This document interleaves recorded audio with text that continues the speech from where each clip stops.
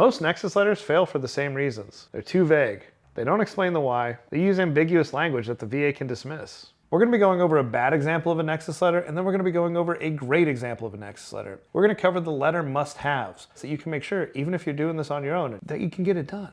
Most of all, you're going to understand why this affects your wallet, right? The Nexus letter is the key to actually getting the VA to listen to what you're saying. Now we're going to be talking about the bad example. As you can see here, this is our bad example, right?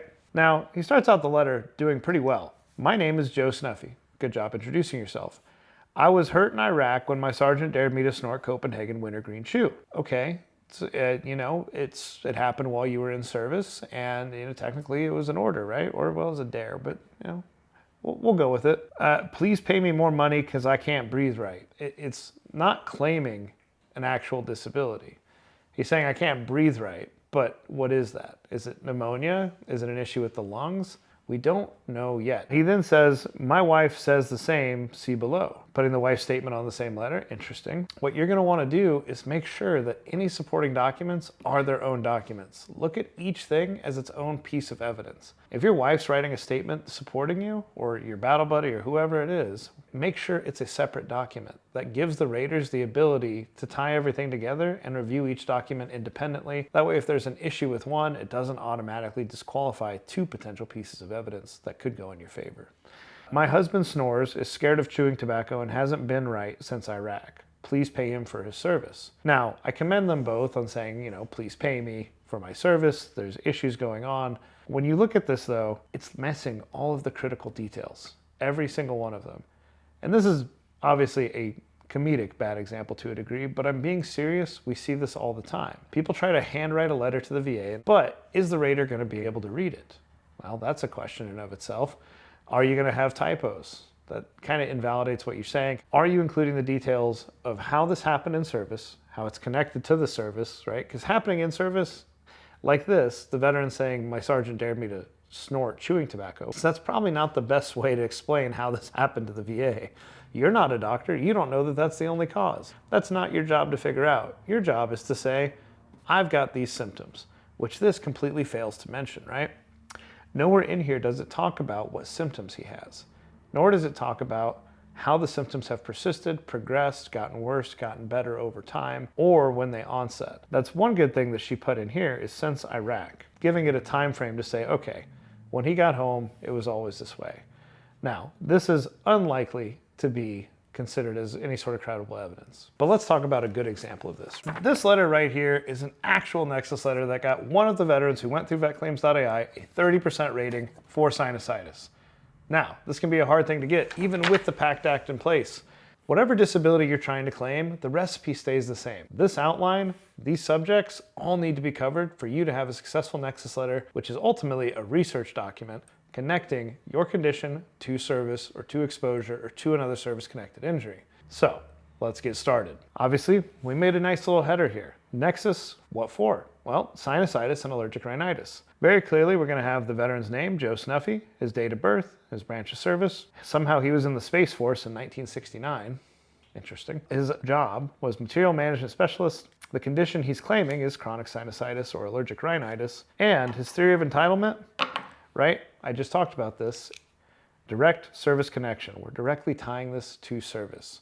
Now, if I was tying this to another service-connected condition, I would say secondary to other service-connected condition. And then in parentheses, I would put that condition. If I was connecting it to just an exposure, I would put that as well. The alternative consideration, as we put here, toxic exposure risk to activity, TERA. Now, a lot of veterans, what I've seen is they'll try to file a claim where they just put TERA on the thing, like that is the claim.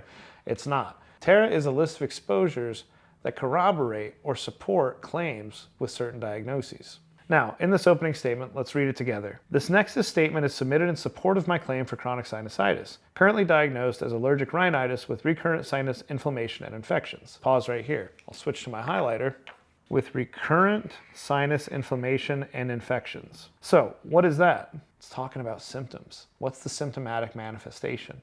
Recurrent sinus inflammation and infections. The purpose of this statement is to medically and legally explain how my current condition began during active military service and persisted to the present, and to correct deficiencies in the prior VA decision. Persisted to the present. It's critical to state that you have a current disability. It's currently ongoing. It is persistent. My service treatment records document complaints of sinusitis on November 4th, 1985. Boom. So we're outlining that he talked about this in service. The VA identified a favorable finding showing that a qualifying disease had its onset during service. This establishes in-service occurrence of sinonasal pathology. This is a beautiful line right here because what it's saying is that the VA already conceded that he has it. If the VA already says he has it, and they already said it happened in service, what's the fight? The fight is proving the severity of the symptoms. I currently carry a diagnosis of allergic rhinitis confirmed by VA examination on June 20, 2025, satisfying the requirement of a current disability. This right here is absolutely beautiful. He's saying that his VA doc already confirmed that he has this disability. The statement is not a lay history, but a nexus explanation that integrates the documented in-service findings, current diagnosis, medical literature, and applicable VA law. A separate detailed lay statement describing continuity of symptoms is being submitted independently and should be read in conjunction with this nexus. What you want to do with this is you want to outline right here, not a lay history, but a diagnosis. This is the key to a winning nexus letter. It integrates in-service findings, current diagnoses, medical literature, and applicable VA law. Boom.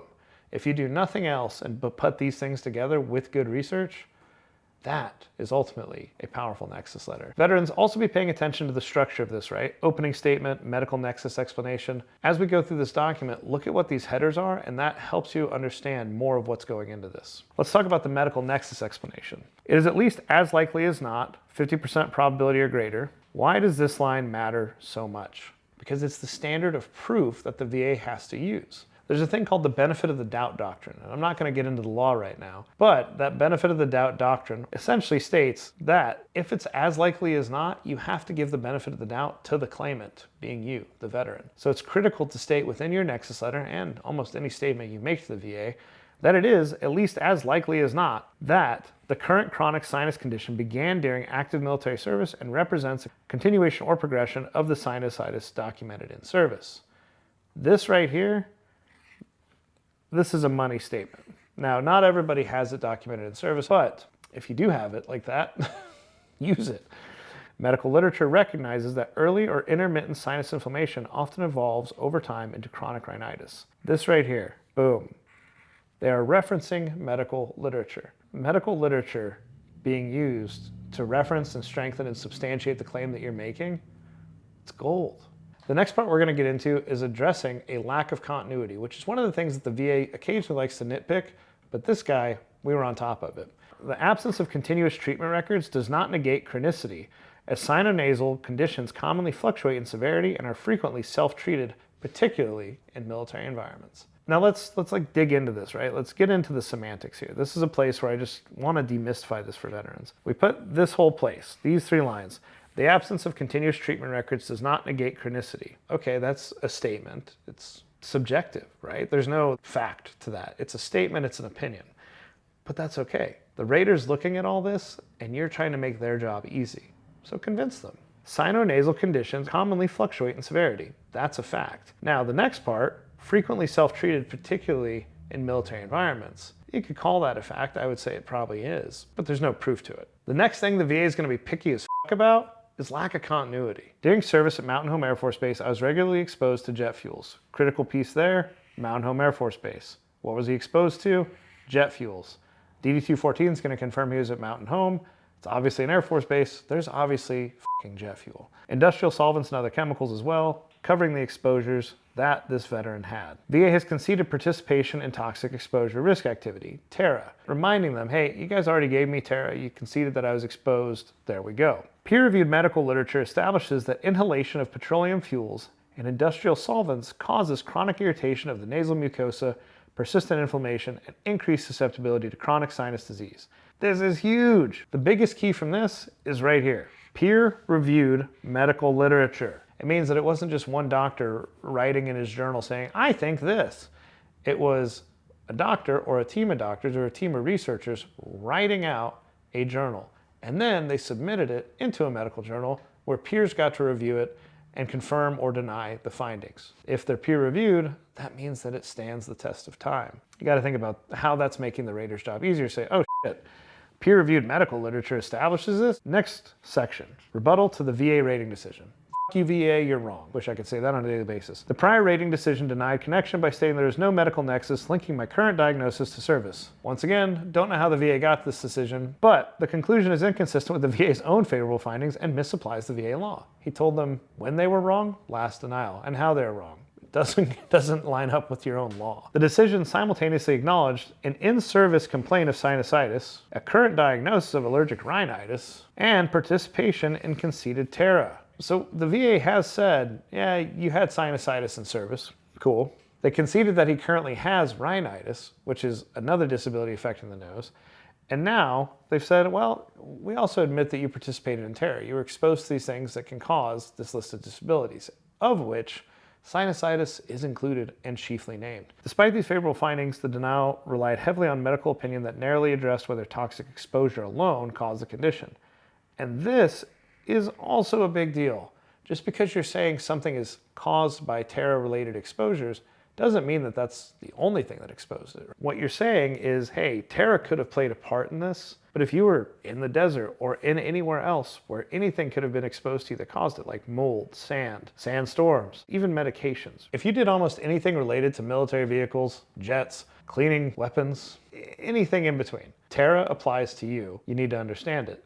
And you can leverage it in your next letter just like this.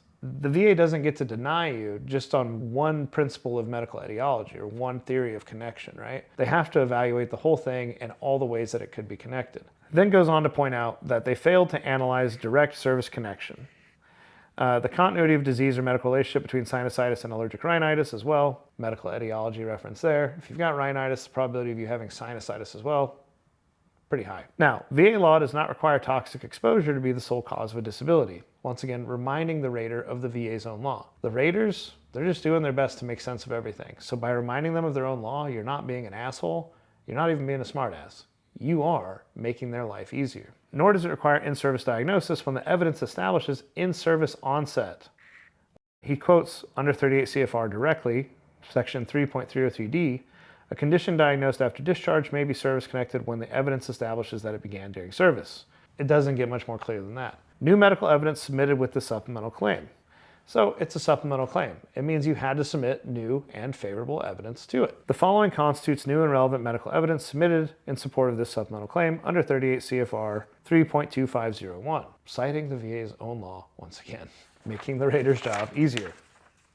We submitted peer-reviewed medical literature, we submitted medical clarification, and we submit the nexus statement. If you read through these, that'll show you exactly how we're defining each of those and what they do. The requirements for an adequate VA examination.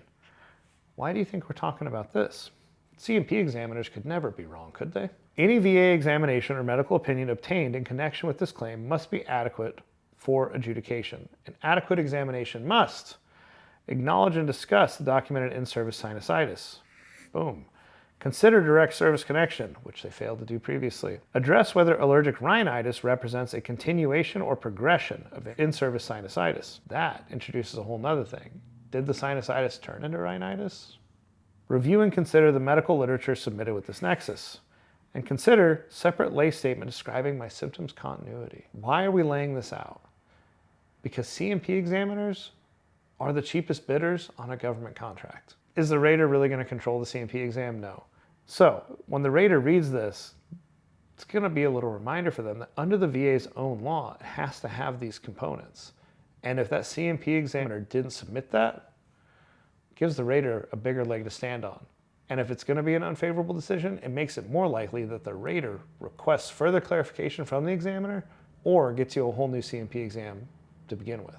If an examiner disagrees with the medical literature or VA law cited in this nexus statement, the examiner must explicitly state that this evidence was reviewed and provide a reasoned medical explanation as to why. Oof, it's almost like we're holding the government to accountability. A conclusory opinion based solely on the absence of continuous service treatment records is inadequate. This pretty much kills off the scapegoat, right? The golden scapegoat that the C&P examiner may have had saying, well, you know, there's not continuous records. I'm not going to make a decision on this. I don't think it's connected. Closing statement. When the evidence is viewed as a whole, it establishes in-service onset of a sinus disease, a current chronic diagnosis, and a medically plausible link between the two. The VA has already conceded the critical, factual elements of in-service disease and current disability. The remaining question of nexus is answered by these medical principles, documented service records, and the natural progression of sinonasal disease. That is a powerful closing statement. I feel like I'm watching an episode of Suits here. Accordingly, is at least as likely as not, once again, and we even put it in bold for the rater to see. This is how your documents get delivered to you and how the rater gets to view them when you upload them, by the way. That my chronic sinus condition began during military service and has persisted to the present. Service connection is warranted under the correct application of VA law and medical evidence. Respectfully, Joe Snuffy. We're showing our references. We'll go over this really quickly. Use the legal references. If you reference a law, cite it, right? Put it in APA format. Microsoft Word does it for you. 38 CFR 3.303A, blah, blah, blah, blah, blah. We're not going to go through all these. You can pause and read if you want, but all of those are citing the CFR directly. Down here, we are citing a case law, but you can look up those as well. They're all public record. Continuation of case laws that we are citing, and then we even get into citing the VA Adjudication Procedures Manual, M21-1. And if you want to check out all these case laws, we've linked them in the description below for your reading. If you're trying to claim sinusitis, you should probably go read them. Medical references. We obviously said we provided peer-reviewed medical journals. Well, where are they? What are they? Here we go. Falcons v. Lund, blah, blah, blah, blah, blah. You're going to have your citation, and then you're going to have what you used it for. So this one, it establishes that acute or intermittent sinus inflammation frequently progresses into chronic rhinosinusitis. Rhinosinusitis. If that doesn't sound like such a badass Pokemon. Anyways, the next one, it got cut off here, but confirms that sinusitis often presents intermittently. It may not be continuously documented. Woof! This one demonstrates the overlap and progression between allergic rhinitis and chronic sinus disease. The last piece of the Golden Nexus letter here is a summary of references for VA adjudication. We have support of the direct service connection despite delayed diagnosis. We established that medical continuity between sinusitis and rhinitis exists. We validated that jet fuel and solvent exposure are aggravating factors. We rebutted any denials based solely on a lack of continuous service treatment record documentation. And finally, we reinforced that exam adequacy requirements and favorable findings are justified. This is how you make the Golden Nexus letter. If this feels overwhelming or you don't want to fight the VA on your own, that is exactly why we exist. Click that fucking link at the top of the description and get started with us today.